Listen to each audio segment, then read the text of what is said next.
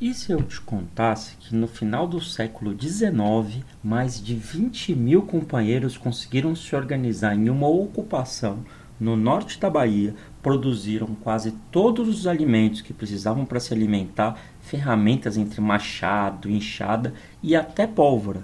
Pois bem, isso aconteceu no vilarejo de Belo Monte, mais conhecido como Canudos, e é a história dele que nós vamos contar hoje.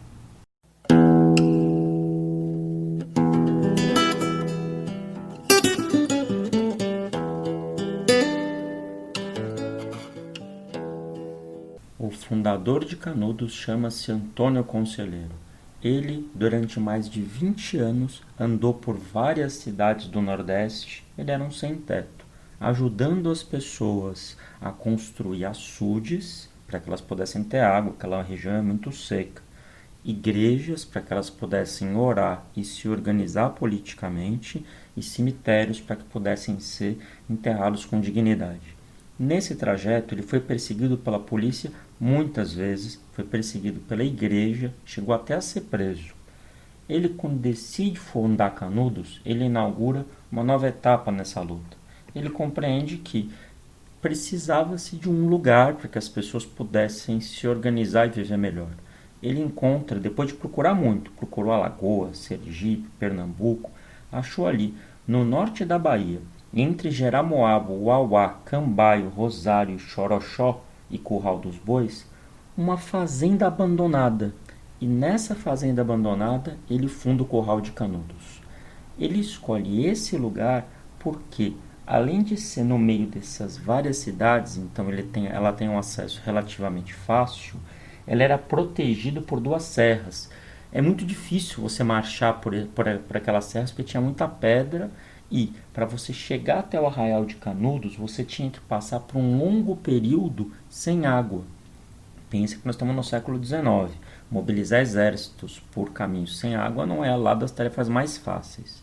Pois bem, com a fundação de Canudos, a notícia se espalha, porque Antônio Conselheiro já era uma figura conhecida naquela época.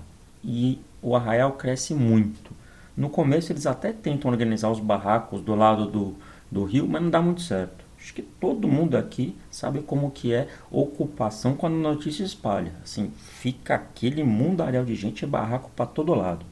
Pois bem, a ocupação estourou mais de 20 mil pessoas depois de um tempo e nunca que o governo apareceu lá para oferecer nada. Os próprios moradores se organizaram para fazer tudo. Depois de um tempo, óbvio que Antônio Conselheiro não coordenava aquilo sozinho. Ele ficou mais como líder religioso. Quem tocava o dia a dia era o João Abade, que era conhecido como comandante do povo, mais ou menos como setor de autodefesa de Canudos. Pajeú, João Macambira e Antônio Villanova. Antônio Villanova tinha a tarefa de organizar a economia de Canudos. E está aí a chave de por que o governo ficou com tanta raiva e mandou destruir depois. Bem, lá quando você chegava, você recebia de pronto um pedacinho de terra para você cultivar. E tinha que plantar, não podia deixar jogado. Pois bem, depois de um tempo, Canudos ficou muito próspera. Tinha gado, tinha cana, tinha legumes, tinha batata, feijão, mandioca, melancia, e eles faziam lá todas as ferramentas que precisavam. Pensa no interior da Bahia, uma cidadezinha que de repente tem isso tudo cercada de pobreza. É claro que as pessoas começaram a ir para lá e é claro que a fama de Canudos cresceu.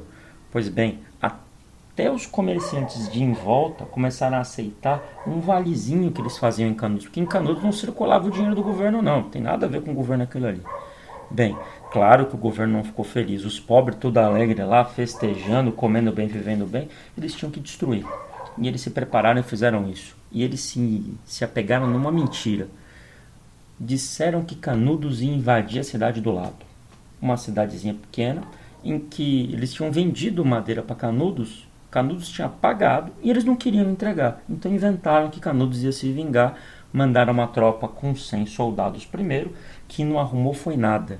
Antônio Conselheiro tinha organizado um exército de mais de 1.000 homens, todos armados e fardados e muito bem treinados, que se organizavam de maneira guerrilheira no entorno. Então, antes das tropas chegarem em Canudos, já tinha morrido um monte de soldado inimigo e eles desistiam e voltavam. Pois bem, Foi essa a primeira, foi a segunda com 600 soldados, a terceira com 1.200. Na terceira, o governo tomou um susto, olhou, viu que os exércitos deles não estavam valendo de nada, se articulou com a imprensa e, como tinha sido acabado de proclamar a República, espalharam que Antônio Conselheiro e Canudos era uma rebelião para trazer de volta a monarquia. E não era nada disso, era o povo querendo viver feliz sem a opressão do governo e dos latifundiários da época. Eles, é claro, se mobilizaram para destruir, porque vai que a moda pega. Eles tinham que manter a boquinha, né? Então eles prepararam um exército de mais de 10.000 soldados e destruíram Canudos. Canudos, junto com a revolta de Palmares e a Cabanagem, são as 3 maiores revoltas da nossa história. Seria importante você conhecer a história dele, sabe para quê? Para ajudar a preparar a quarta. Tamo junto. MTST, a luta é pra houve um estrondo que a terra toda tremeu, foi o urro da besta fera, no segundo escureceu. Parecia o fim do mundo, não era coisa de Deus. O